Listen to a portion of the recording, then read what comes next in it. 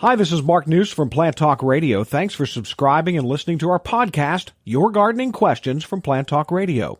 If you have a gardening question you'd like our host Fred Howard to answer, send him an email. The email address is fred@planttalkradio.com. Now for today's question. We had an email question this week at fred@planttalkradio.com from Junior, and this is a very same vein. He says, how do I get rid of foxtail? Ashton, I'm waiting for you on that one. Okay, well, foxtail is an annual grassy weed, just like crabgrass. There's about 3 or 4 common annual grassy weeds that germinate in the spring, live during the summer, and die with the frost. So just like we talked about crabgrass, the foxtail will die when we have a frost. However, those little foxtails are all loaded with seeds, and those seeds have been spread around. So next spring, you wouldn't want to put down a crabgrass preventer.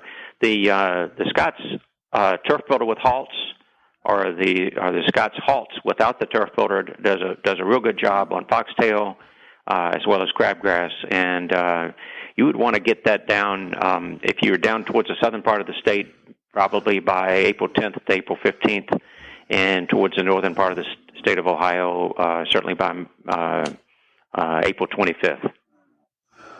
Okay, that literally covers the state, and that's important because foxtail, I shouldn't admit it, but I am quite familiar with it, along with crabgrass, and I knew that it was an annual, but I've had some escape, more especially in the beds themselves than in the lawn. Good high mow, dense lawn has kind of taken care of it in the grass, but it can be evil by growing in the beds and then throwing seed back into the grass. Right, and if you've got them in the beds, there are some weed preventers that you can put around shrubs, trees, your perennials. Preen is one. Miracle Grow has a shake and feed with a plant food and weed preventer. Okay. And they can be used on where you got crabgrass and foxtail growing in the beds.